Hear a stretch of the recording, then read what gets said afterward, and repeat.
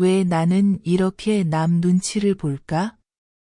누가 뭐라 하지도 않았는데 괜히 마음이 조마조마하고 불안한 적 있으시죠? 오늘은 그 눈치의 마음을 부처님 말씀으로 들여다보려 합니다.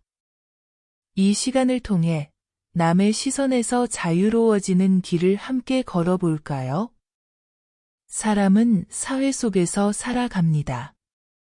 그러니 남의 시선을 완전히 의식하지 않고 사는 건 어렵습니다. 하지만 문제는 그 시선이 나의 기준이 되어버릴 때입니다. 저 사람이 나를 이상하게 보면 어쩌지? 이 말하면 싫어하겠지? 괜히 분위기 깨면 안 되니까? 이런 생각 한 번쯤 다 해보셨을 거예요. 부처님은 타인의 눈은 나의 주인이 아니다. 그 눈에 나를 가두는 것은 내 마음의 착각이라 합니다. 결국 남의 시선을 두려워하는 건 그 사람이 나를 보는 게 무서운 게 아니라 그 시선으로 내 자신을 평가하는 나의 마음 때문입니다. 회사에서 이런 일이 가끔 있을 겁니다. 회의 시간에 좋은 아이디어가 떠올랐는데 이거 괜히 말해서 틀리면 어쩌지? 팀장이 싫어하면 어떡하지? 그 생각 때문에 결국 말을 못합니다. 나중에 누가 비슷한 아이디어를 내면 속상하죠. 그때 말할 걸 후회합니다. 친구 사이에서도 그래요. 모임에서 다들 웃는데 나만 조용하면 분위기 깨는 사람 될까 억지로 웃어요. 심지어 하기 싫은 일에도 그래, 괜찮아 라고 하죠. 그런데 집에 돌아오면 마음이 무겁습니다. 나는 왜 이렇게 눈치를 봤을까? 부처님은 이런 마음을 자기 이름이라 하셨습니다. 남의 마음을 따라가면 내 마음을 잃는다. 즉, 내가 나를 지키지 못하면 남의 시선이 내 삶의 주인이 되어버립니다. 우리가 눈치를 보는 이유는 단 하나예요. 누군가에게 미움받는 게 두렵기 때문이죠. 부처님은 두려움의 근원을 이렇게 설명하셨습니다. 두려움은 집착에서 온다. 사랑받고 싶은 마음, 인정받고 싶은 마음이 곧 나를 속박하는 사슬이 된다. 이 말이 참 아프게 다가옵니다. 남의 인정을 받고 싶다는 건 자연스러운 마음인데 그게 너무 커지면 괴로움이 된다는 겁니다. 가령 이런 상황을 떠올려 볼까요? 직장 상사에게 잘 보이려다가 억지로 웃고 맞지도 않는 말에 고개를 끄덕이는 상황이요. 그 순간 우리는 이미 내 마음을 버린 겁니다. 왜냐면 나답지 않게 행동했으니까요. 결국 눈치의 본질은 자기 부정입니다. 나를 믿지 못하니까 남의 눈으로 나를 판단하게 되는 거죠. 부처님께서는 제자들에게 이런 물음을 던지셨습니다. 너는 바람이 불면 흔들리느냐? 제자가 대답했습니다. 예, 그렇습니다. 부처님은 미소 지으며 말씀하셨지요. 바람은 마음을 흔들 수 없다. 바람에 흔들리는 것은 나무일 뿐이다. 이 말은 곧 세상이 나를 흔드는 게 아니라 내 마음이 스스로 흔들리는 거라는 뜻입니다. 남의 시선도 그래요. 그 시선이 나를 흔드는 게 아니라 그 시선을 두려워하는 내 마음이 나를 흔드는 겁니다. 요즘은 SNS에서도 눈치를 봅니다. 내 글에 좋아요가 적으면 괜히 마음이 쓰이고 댓글 하나 없으면 내가 재미없나 생각하죠. 심지어 다른 사람의 반응을 보며 나를 비교합니다. 쟤는 잘 사는데 나는 뭐 하나. 부처님은 이런 마음을 비교의 괴로움이라 하셨습니다.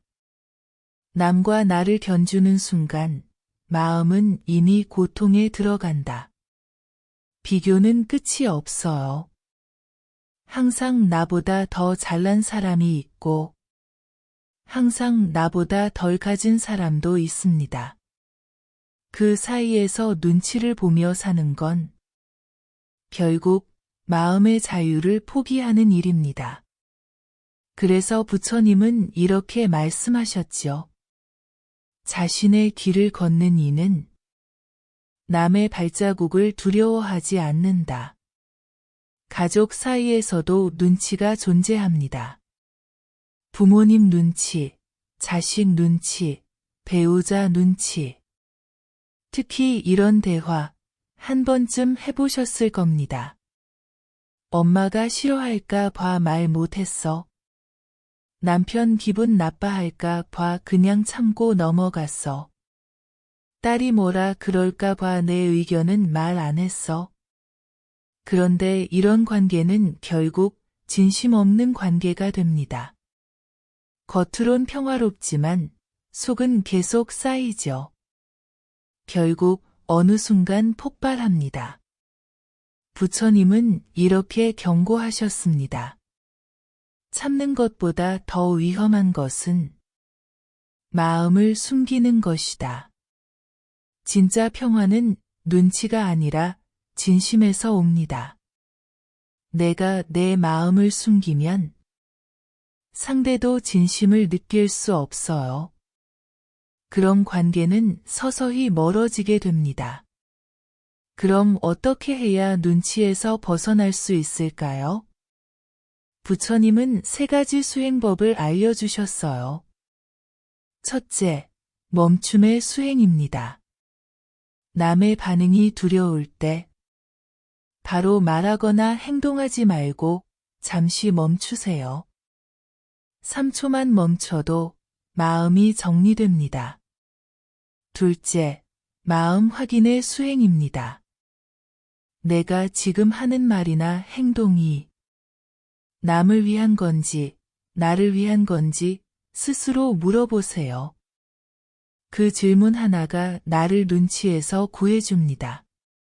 셋째, 자비의 수행입니다. 상대가 나를 어떻게 생각하든 그 사람도 자기 마음을 몰라서 그렇다. 이렇게 바라보면 미움도 줄고 두려움도 사라집니다. 나답게 산다는 건 내가 하고 싶은 대로 산다는 게 아닙니다. 내 마음이 흔들리지 않는 상태로 사는 걸 말합니다. 부처님은 이렇게 말씀하셨습니다. 진정한 자유는 남이 아닌 나를 기준으로 삼는 데 있다.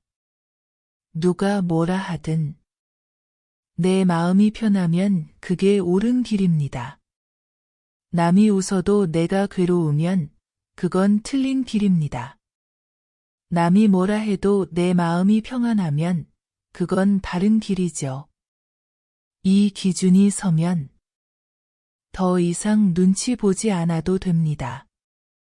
아침에 출근할 때 길에서 마주친 누군가가 인사를 안 했다고 나를 무시했나 생각하던 습관 이제 내려놓으세요. 그 사람은 그냥 바빴을 수도 있어요.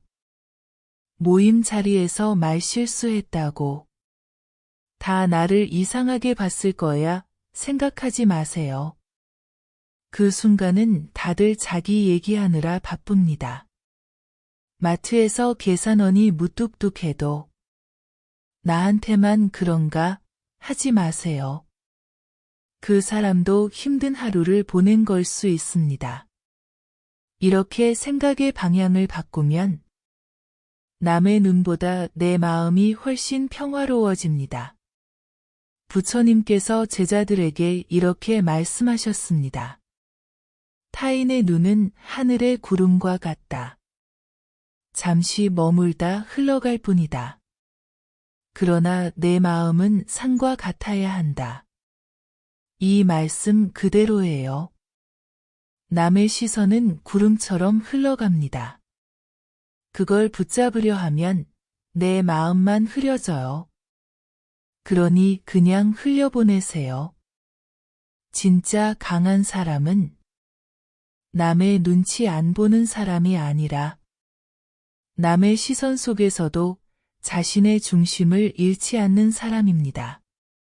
우리는 사실 남의 눈치를 보며 살면서도 이게 나쁜 건가?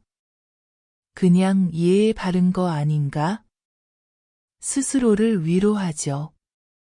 물론 예의는 중요합니다. 하지만 부처님은 예의와 눈치를 구분하셨습니다. 예의는 상대에 대한 배려고 눈치는 자신에 대한 불안에서 비롯된다고요. 예를 들어볼게요. 친구가 밥 먹자고 해서 가긴 했는데 사실 그날은 너무 피곤해서 쉬고 싶었지만 안 가면 나만 이상한 사람 될까봐 억지로 따라가는 경우요. 그게 바로 눈치의 시작입니다. 내가 어떻게 보일까에 맞춰 행동하는 거예요. 부처님은 이런 마음을 외심이라 하셨습니다. 즉, 내 마음이 바깥으로 빼앗긴 상태죠. 외심이 되면요. 남의 말 한마디에 기분이 휘청이고 누가 나를 무시한 것 같으면 하루 종일 생각납니다. 저 사람이 왜 저런 표정이지? 내가 뭐 잘못 말했나? 혹시 나 싫어하나? 이런 생각들이 꼬리를 물면 결국 나가 사라집니다. 남의 생각 속에서만 사는 거죠. 부처님은 타인의 생각을 두려워하지 말라. 스스로의 마음을 바로 보면 남의 평가는 그저 바람소리일 뿐이라고 합니다. 그렇죠. 바람소리는 바람소리일 뿐입니다. 우린 굳이 그걸 붙잡고 해석하려고 합니다. 저 바람이 나를 싫어해서 부는 거야? 이러는 것과 똑같은 거예요. 사람들은요. 생각보다 우리에게 관심이 없어요. 자기 삶 살기도 벅차거든요. 그런데 우리는 남이 나를 계속 보고 있다고 착각하죠. 부처님은 그 착각이 바로 망상이라고 하셨습니다. 회사에서 상사가 인상 쓰고 있으면 내가 뭐 잘못했나? 라고 생각하죠. 근데 사실은 배가 고파서 그런 걸 수도 있지 않을까요? 그런데 우린 그 표정 하나에 휘둘려요. 이게 바로 눈치의 덫입니다. 부처님은 이런 마음을 벗어나는 방법을 이렇게 가르치셨습니다. 마음은 거울과 같다.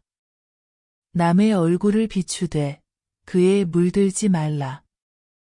즉, 남의 반응은 볼 수 있지만 그걸 내 마음에 새겨두진 말라는 거예요. 눈치를 보는 사람은 늘 이런 생각을 해요. 싫은 소리 듣기 싫어. 분위기 망치기 싫어. 다들 좋아해야 내가 편하지. 하지만 그건 평화가 아닙니다. 그건 억눌림입니다. 진짜 평화는 내가 나답게 있어도 괜찮은 상태예요. 한 번은 이런 분이 있었습니다. 항상 모임에서 본인 의견을 얘기 못했대요. 다른 사람들이 그건 아닌 것 같은데 하면 금세 움츠러들었죠. 그분이 부처님 법문을 듣고 이렇게 말했습니다. 이제는요, 틀려도 말해요. 왜냐면 틀린 게 나쁜 게 아니라 그동안 내 마음을 억누른 게 더 나빴더라고요. 그분 얼굴이 달라졌어요. 표정이 훨씬 부드럽고 편안했어요. 부처님은 남의 기분을 맞추느라 자신을 잃는다면 그 사람은 남도 자신도 구하지 못한다 합니다. 이 말이 참 와닿는데요. 눈치를 본다는 건 결국 나도 남도 편하지 않은 길입니다. 남의 눈치를 보는 습관은 어릴 때부터 쌓여온 경우가 많습니다. 부모님이 남들이 뭐라 하겠니? 조용히 해. 창피하잖아. 이런 말들을 자주 했던 집이라면 자연스럽게 남의 시선을 먼저 생각하게 됩니다. 그렇지만 이제는 그 습관을 멈춰야 해요. 왜냐면 그건 남을 위한 삶이 아니라 나를 버리는 삶이니까요. 부처님은 자기 자신을 등지고 어찌 세상을 구할 수 있느냐 합니다. 그렇죠.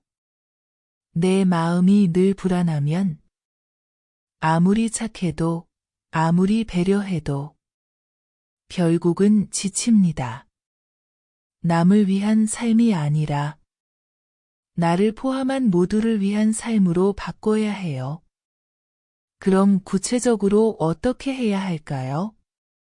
첫째, 모든 사람에게 잘 보이려는 마음을 내려놓는 거예요. 세상엔 나를 좋아할 사람도 있고 싫어할 사람도 있습니다. 그건 자연스러운 일이에요. 둘째, 내가 진심으로 옳다고 믿는 일엔 조용히 중심을 잡아요. 누가 뭐라 해도 그럴 수도 있죠 하고 흘려보내세요. 셋째, 나를 인정해주는 연습을 하세요. 누가 칭찬해주지 않아도 오늘은 나답게 살았다. 그 한마디면 충분합니다. 부처님은 자기 자신을 귀하게 여기는 것이 곧 수행의 첫걸음이라고 하셨습니다. 자신을 존중할 줄 모르는 사람은 남의 존중도 얻지 못하리라. 이 말씀은 나부터 사랑하라는 말과 같아요. 한번 이렇게 해보세요. 하루 끝에 거울 보면서 이렇게 말해요. 오늘 하루 남 눈치 보느라 수고했어. 이제는 나를 봐줄게. 그 순간 당신 안에서 뭔가 조금씩 풀릴 거예요. 눈치를 보는 사람들의 공통점이 있습니다. 칭찬에는 금방 기분이 좋아지고 비난에는 즉시 무너집니다. 마치 감정의 리모컨을 남이 쥐고 있는 것처럼 말이죠. 그런데 한번 생각해 보세요. 그 리모컨 꼭 남이 쥐고 있어야 할까요? 그걸 다시 내 손에 돌려놓는 순간 진짜 자유가 시작됩니다. 부처님은 남이 너를 알아주지 않더라도 괴로워하지 말라고 하셨습니다. 그 이유는 남의 인정보다 중요한 건 내가 나를 아는 것이기 때문입니다. 일상에서 친구가 내 말을 듣고 살짝 표정을 찌푸리면 내가 뭔가 잘못 말했나? 이렇게 불안해집니다. 하지만 그 친구는 그저 피곤해서 그런 표정을 지었을 수도 있고 다른 생각을 하던 중일 수도 있어요. 우리는 그 모든 걸 나 때문이야로 해석합니다. 그게 바로 눈치의 본질입니다. 모든 게 나 때문일 거야. 이 왜곡된 자기중심성에서 비롯된 착각이죠. 그리고요. 사람들은 생각보다 우리에게 관심이 없습니다. 내가 말실수했다고 하루 종일 괴로워하지만 상대는 5분 뒤면 잊어요. 내가 입은 옷, 머리 모양, 말투, 표정. 그 모든 걸 그렇게 깊게 보지 않습니다. 그런데 우리는 마치 모든 시선이 나를 향한 듯 긴장하며 삽니다. 이건 일종의 착각입니다. 부처님 말씀 중 이런 구절도 있습니다. 남의 생각에 묶여 살면 그대는 한 발짝도 앞으로 나아갈 수 없다. 결국 눈치를 덜 보기 위해선 용기가 필요합니다. 남에게 보이기 위한 용기가 아니라 나답게 살기 위한 용기요.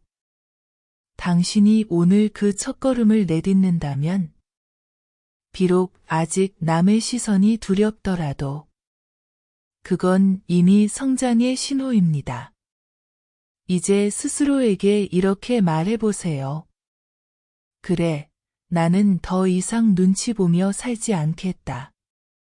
내 마음의 기준은 오직 나다. 그 순간 마음이 조금 가벼워질 겁니다. 남의 시선은 사라지지 않지만 그 시선에 휘둘리지 않는 마음의 힘은 키울 수 있습니다. 오늘 영상이 당신 마음에 작은 평화를 주었다면 좋아요와 구독으로 부처님의 말씀을 함께 나눠주세요. 그리고 마지막으로 한 가지 질문 드릴게요. 당신은 언제 가장 남의 눈치를 보게 되나요? 댓글로 여러분의 이야기를 들려주세요. 그 이야기 속에서 또 다른 마음의 길을 함께 찾아가 보겠습니다. 오늘도 부처님의 자비가 가득하길 빕니다.